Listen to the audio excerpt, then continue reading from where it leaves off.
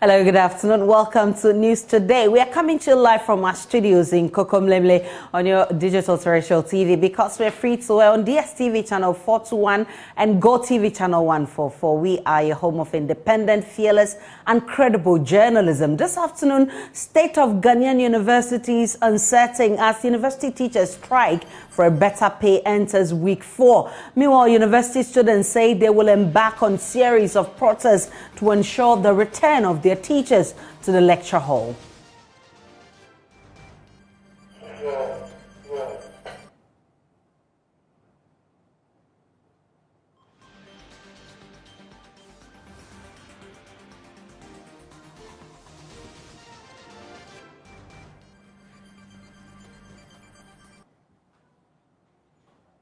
Also this afternoon, teachers concerned about government's delay to make available textbooks required for teaching and learning 3 weeks since basic schools reopened. They fear the academic calendar can be adversely affected.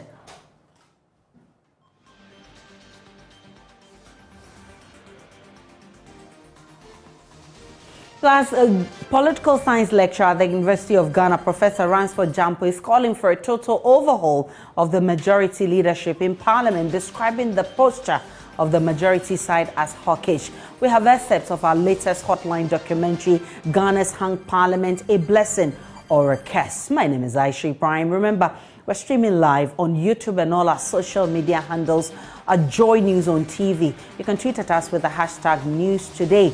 My personal handle is at Nana Aisha. My Instagram handle is Aisha Joy News. And you can subscribe to my YouTube account at Aisha-TV. Please stay for details. Many thanks for choosing us. This week, Ghanaian universities, for the first time since 1995, are on the brink of shutting down. University teachers say their standards of living continue to worsen, and a strike for better pay is now in its 4th week. Statutes of public universities require that schools close down after 21 days of no academic work. In the following report, my colleague Justice Baidu speaks with some university teachers who have left the classroom in search of what they say is a better job and what that means for tertiary education in the country. There are days that every university student look forward to. Graduation day is one of those. Today's my graduation shoot. Yeah, I'm excited. Amanda Dankwa has just completed a degree in psychology at the University of Ghana.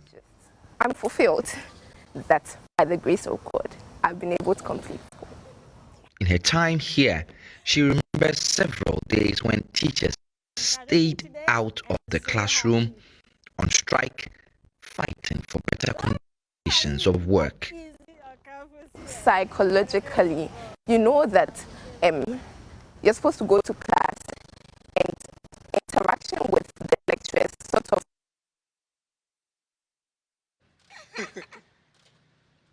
There are days that every university student look forward to.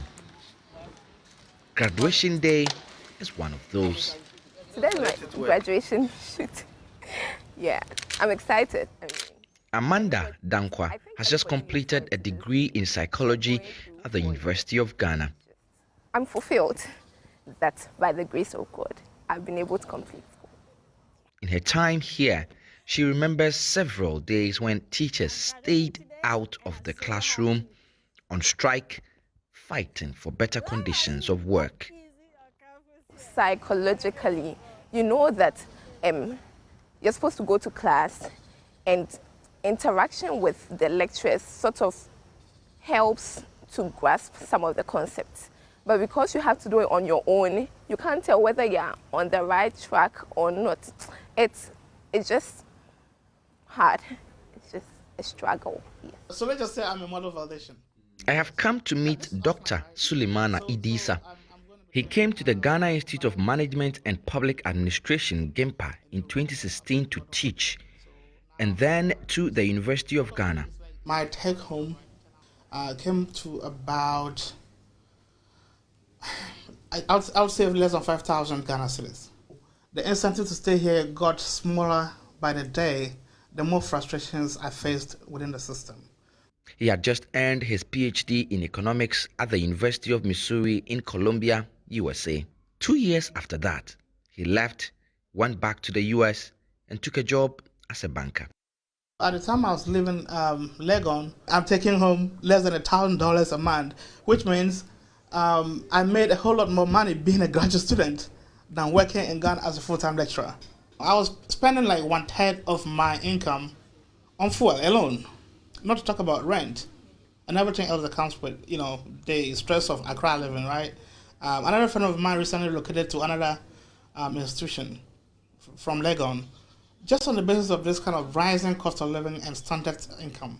Your money is not going up, but the cost of living is skyrocketing every day, and it's just terrible. The issue of conditions of work for university teachers ran deeper. Over the past 2 years in the University of Ghana alone, around 20 lecturers have left their job for various reasons, key amongst them poor salaries. This is the University of Cape Coast, also one of the country's largest. Inside, I have come to meet Dr. Francis Ano. He trained at Cambridge University. Like some of his colleagues, he too has toyed with the idea of leaving the classroom. I remember when I got my promotion in October 2019, when I opened it in the head of department's office, it was misfilling. Part of it, I was excited because, at least it showed that I had made some progress within the 3-4 years I had been there. But the part that made me a bit sad was the fact that I didn't really see any major improvement in my salary. And you ask yourself, you've done all this, taught this number of students, you've had to do research, publish a certain number of papers in certain reputable journals, only to see this. The Fair Wages and Salaries Commission have been the middleman between government and university teachers. The commission insists lecturers have the best possible pay now. Elankra speaks for them. It's unfortunate because at the end of the day, it looks as if the focus is on lecturers, when in actual fact, those who are really suffering are the students. But it is unfair to them because the employer, being government, is paying UTAC whatever is due them. Just this October, we concluded negotiations for conditions of service. I don't know any group or any person who sits down to negotiate conditions of service that will make them worse off. Even the single spine doesn't do that. The single spine frowns on any situation which makes anyone worse off. So it's fair to conclude that by the end of October, we came up with conditions of service that make them better off. Indeed, I can confidently tell you that the conditions of service that we signed off on in October were the best conditions ever for UTAC to date. If we can pay people monies that reflect their worth a little bit, incentivize them to work harder, just make them more productive, make them happier, I think we can solve a lot of problems in this country that way. We can't just give up yet. We believe that something will be done about our conditions of service so that we can all stay here and contribute towards the development of our country, because nobody will come to do it to improve the situation for us. We have to work to make things better. I hope that the students will brace themselves towards the strike action, because they don't know when it's going to end, and they don't know how many strikes they are going to face in the coming years. So they should just brace themselves and study hard, and by the grace of God, they will finish. 1, 2, 3. This strike may be called off, or maybe not, but the issues that underlie the seasonal strikes by university teachers remain and would always come back to haunt the country. Justice Baidu, Joy News, Accra. Oh my God! No, President of the University Students Association of Ghana, Dr. Christian Philip Ama, has hinted students will embark on a series of protests to ensure the return of their teachers to the lecture halls. According to him, they as students have been paid so they can be taught. They can therefore not sit and look on unconcerned. He spoke on News Desk with my colleague, Mapita Sibidi. We'll bring you Dr. Ahmed's sound on that, but he still insists their lecturers and government must resolve outstanding issues to enable them receive tuition because they have paid for it. And some of our lecturers who are currently teaching us were affected. Some of them were students. And they shared how they had to spend or overstay 1 year in school. And so we do not want that situation to happen. That is why all over social media, and also having meetings with the stakeholders from UTAG, Ministry of Education, the National Labour Commission, we are bent on making sure that our lecturers return to the classroom. If for nothing at all, Ghanaian students have paid fees and we demand to be taught. We have paid fees, academic facility user fee, wherever we have paid, and we demand to be taught. And you see, the image out there, we have international students as well, who have also paid to be here. And what image are we sending out there? So is Ghana the destination where we want international students to always come and have education and benefit from the education we are giving to our people? And this strike action, you know, is very expensive. These international students, the fees they pay, it's not easy. Even in terms of accommodation, they do not pay the same amounts that even the Ghanaian students are paying. And they have been here for weeks. We are entering the 4th week, and nothing is going on. Let's see what is happening in our universities. We'll be crossing over to the University of Ghana shortly and speak with my colleague Manuel Cranton. But right now, let's speak with Martina Bugri in the northern region, who is pitched camp at the University of Development Studies for us. Martina Bugri, what can you report from that university? Hello, Martina. This trimester for us, and it's not been good at all.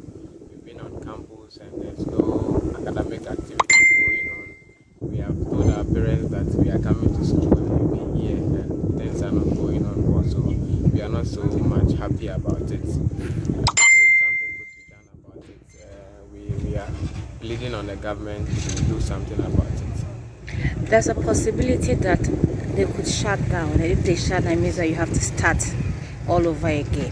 How will that impact on you?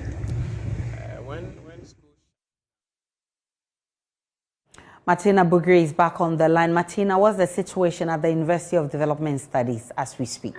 Currently, students are loitering around, a few in the library, and most of them are in their hostels, and they are complaining of having to spend a lot of money and not doing anything productive. And those who are on steady leave are worried that after, if they are supposed to start all over again, it means that they would have to go an extra year, and would their employers allow them to take another year? And so some of these concerns are coming up, especially for the freshers. They are worried that they have come in, they haven't found their feet yet, and then there's strike. They are told that they've been given handouts to study, but that is not enough for them as freshers because they do not do anything about the courses being offered. And so it would mean that they would just have to just read it, but they would need some guidance and to be able to cope up. And so some of these concerns are coming up at the University for Development campus. In Accra here, some students are threatening to protest until their lecturers come back to the lecture halls. What are the students at the University of Development Studies saying? Some are telling me that from the situation, if nothing changes, they would have to go home because they cannot continue to stay on campus and spend. They haven't mentioned going on strike. All they did was plead with government to listen to their lecturers and support or give whatever they are asking for so that they can come back and then they can also have their lectures. Let's now go to the University of Ghana, where my colleague Manuel Kranting is pitching camp. Manuel, what's the situation at the University of Ghana? Is it different from that of other universities? Well, Aisha, in the past couple of hours as I've been on the University of Ghana's campus, what I've seen is that some of the students are driving out of the campus with their parents. And some of them tell me actually that they have been waiting with bated breath to have their lecturers return to the classrooms. But after more than 21 days of, perhaps this is the opportunity for them to take up internships and other job opportunities as it will be outside the campus. Now, having gone through various offices on campus, what I have noticed is that all teaching and learning activities really have halted. There's not as much as even tutorial services being provided by some of the teaching assistants by the university currently. And so the picture here is a lot of the students wanting, in fact, some of them actually leaving campus. Now, the students have threatened that they would engage in a number of protests to get their lecturers back. Have you seen any protests yet? Well, Aisha, not yet. We've seen the hierarchy of the student leadership, particularly here at the University of Ghana, sounded this particular caution and, if you like, a warning to the powers that be that they will agitation of the continuous absence of their lecturers from the classrooms. They say if it takes they joining their lecturers to protest, and in this instance actually hit the streets in a series of demonstrations, they are prepared to do that because already, Aisha, as you would know, in 2020, with the advent of if this particular strike continues, with the risk of the universities being shut down. And so that is essentially the sentiment that we've picked up by having been on the ground in the past couple of hours this afternoon.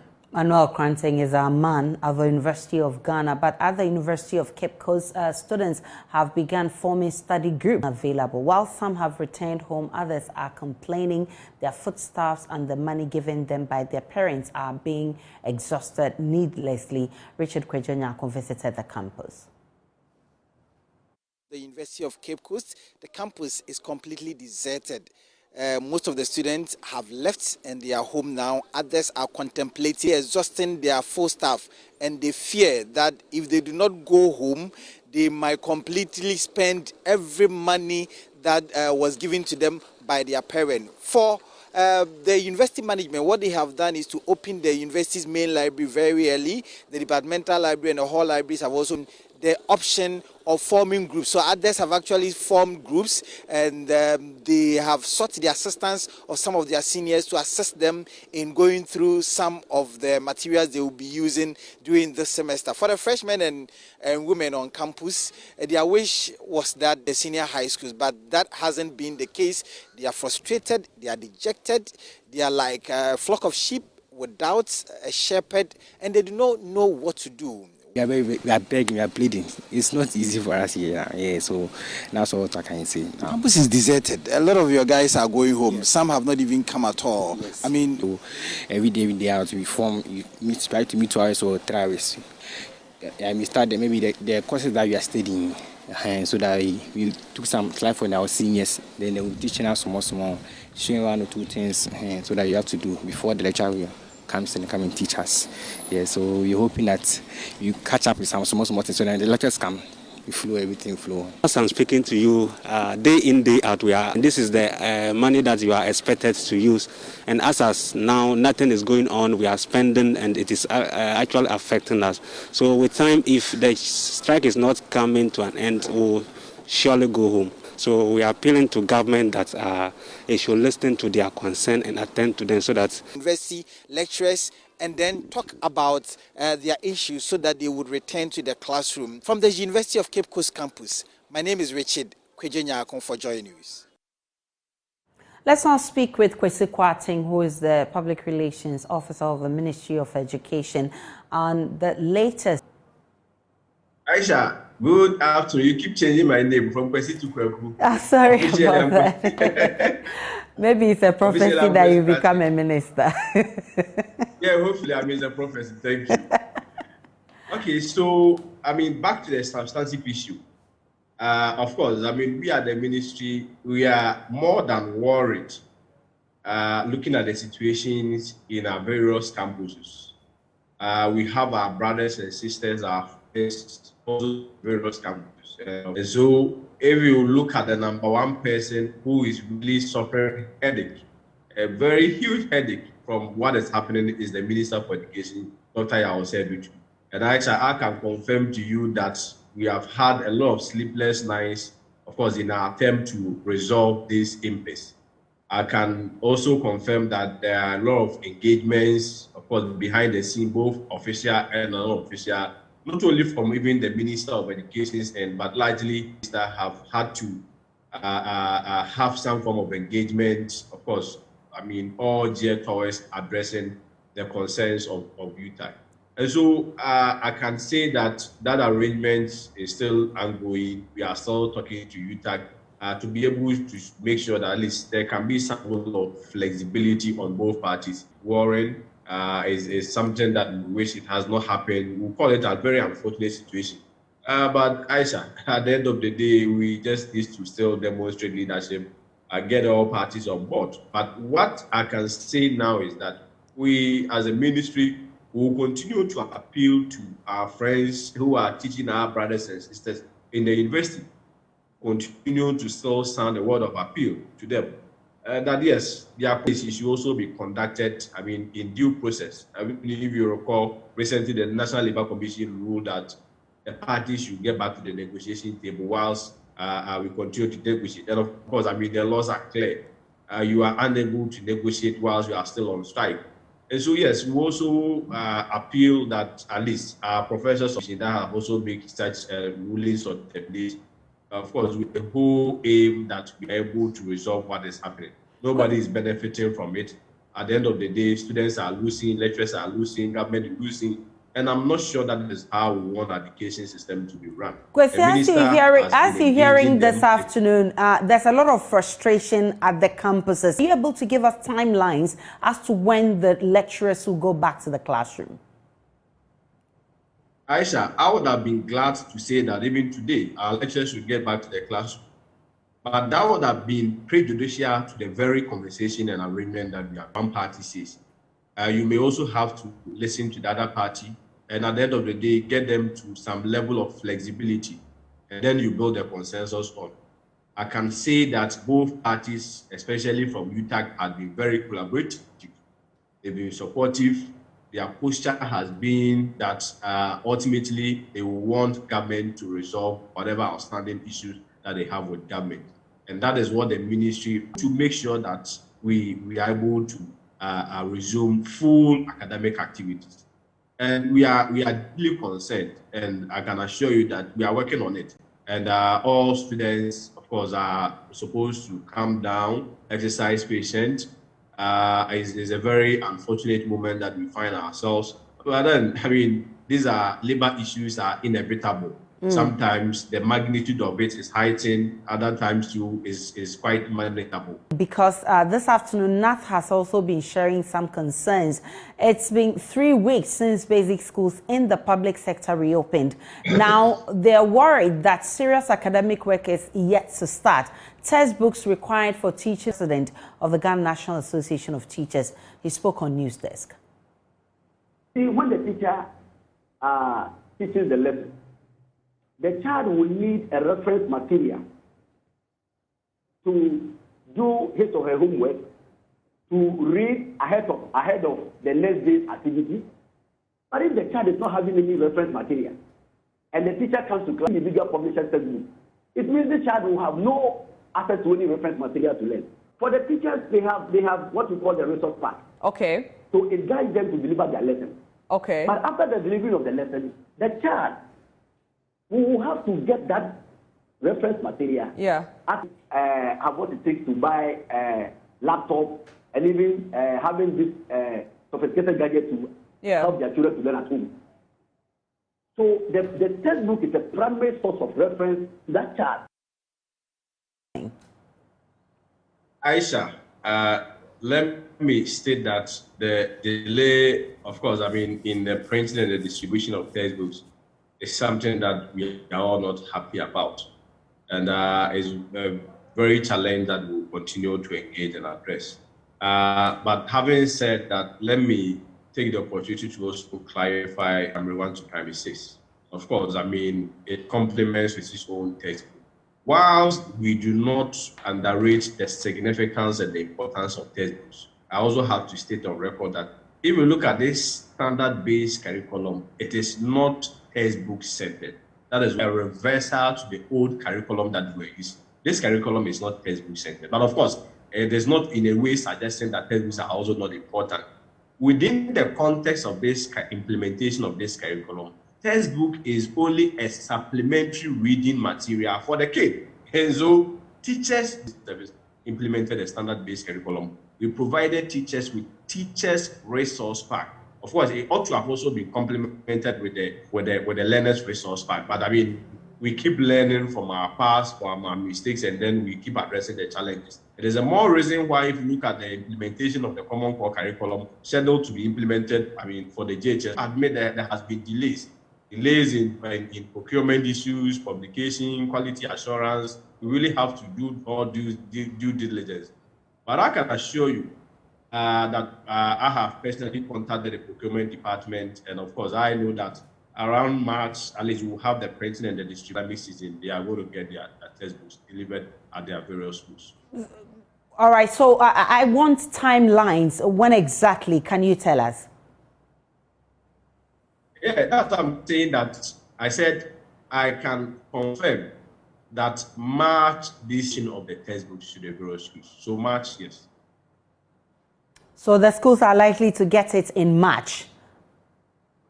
Yes, I mean, the printing and the distribution is scheduled to begin in March. So it's possible, highly possible, that the schools are likely to get it in March.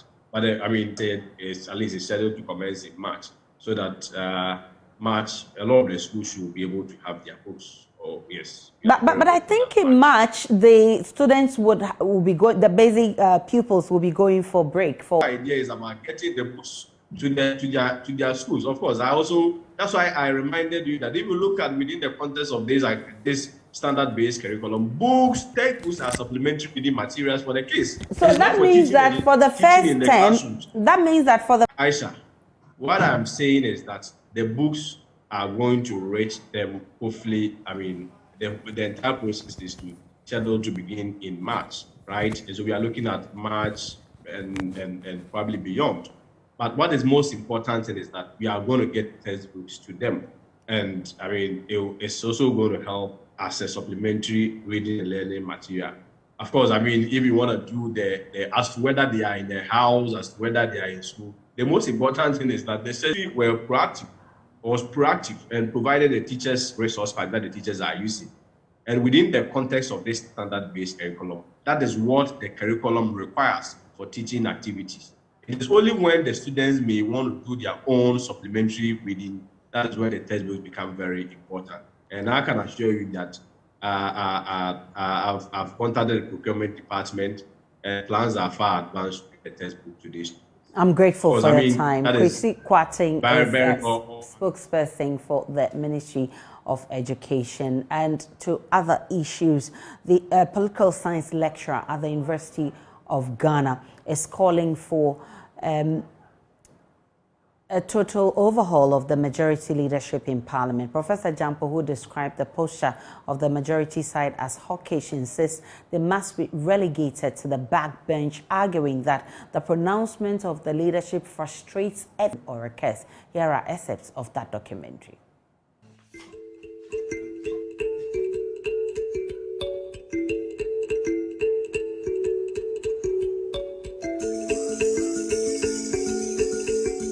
Since the inception of the Fourth Republic, the governing party had always had an overwhelming majority in Parliament, but MPs were ushered into the 8th Parliament with equal numbers and one independent candidate. It's the first time in Ghana's history that the legislature recorded 170 male MPs from both sides and also 20 female MPs from the divide, plus an independent MP representing the people of Fomena in the Ashanti region. It would help the legislature to play its oversight responsibilities and sharpen the country's parliamentary democracy. Ransford Jampo is a political science lecturer at the University of Ghana. If you have parliament and it's always one-sided, one side led by majority, and you always have minority, and the majority will always have its way, then that parliament is deficient. All elections, Ghanaians said enough of that kind of parliament. They voted to give us a hung parliament. And for me, it is unique to the extent that it's not happened before. It is unique to the extent that now the majority group will not have the political strength or the political muscle to flex. Governments, and it's not peculiar to Ghana, ruling governments have agenda that they pursue. They need to drive the agenda with their approval. It makes your work easy. If you don't have the numbers, then you have the added task of ensuring that the other side of the divide buys into your agenda and travels with you on the journey that you want to go. So the first hurdle members of the governing NPP had to cross at the start of the 8th Parliament was to get the NDC caucus to be had already agreed to nominate Aban Babin as their candidate for the election of the Speaker when former Speaker of Parliament, Professor Michael Quay, who at the time was still interested in being the Speaker, reached out. The full broadcast is at 8:30 p.m. today. Make a date. On Joy News today, and when we return, we'll bring you the very latest from the business world.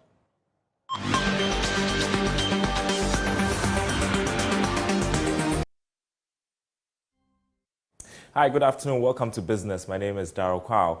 Prices of petroleum products are expected to witness significant increase beginning tomorrow. This is data-based or based on data secured from the bulk oil distribution companies. George Afe has the rest of the story. Distribution firms for the next 2 weeks, diesel will witness the highest increase, going up by 5.6% per litre. This should translate in currency terms at around 39 pesos increase per litre. Petrol will go up by 3.6%. This is the price that the bulk oil distribution firms are going to sell to the oil marketing companies from Tuesday, that is tomorrow. But looking at the current challenges facing most of the oil firms or the more than 100 companies in the country, it might be difficult to absorb that of diesel and petrol at 6 cedis 85 pesos. Now, if Go, which has its own bulk oil distribution firm, goes ahead to increase prices at the pumps by this margin, then we can say that we should be looking forward to some interesting times ahead. The increase can be linked to the current development on the international convention between the Transport Ministry and transport operators. At any time prices of petroleum products go up by more than 5 to 10% in a quarter, that should trigger discussions between the Transport Ministry and unionized transport operators for fares to go up. So, looking at the way things are going now, will the commercial drivers push for discussions for fares? It's leveraging tourism to promote businesses locally.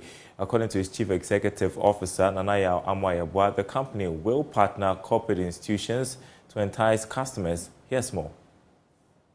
At the launch of the Easter in Dubai program, the engineering firm said in the quest to provide technological solutions and expertise to businesses, it is using the new initiative to attract customers and retain them. It explained Travel Ghana, Nanaya Amwayabwa. For businesses, we realize that a lot of businesses engage in customer loyalty or any rewarding scheme, and the focal point of these businesses is to entice customers or retain customers. Retaining customers is such a Herculean task, and so customer loyalty programs and rewarding schemes are we realize that travel or lifestyle encourages a lot of people to buy and purchase more. So on the business side, once you have scratch cards, you can use that as a customer rewarding scheme or a customer loyalty scheme, and it's going to be quite appreciated. Chairman for the event, Associate Professor for the Economics Department for the new initiative. When I heard that this new product was coming up to afford the average Ghanaian an opportunity to make a trip to one of the most favored destinations in the world, Dubai,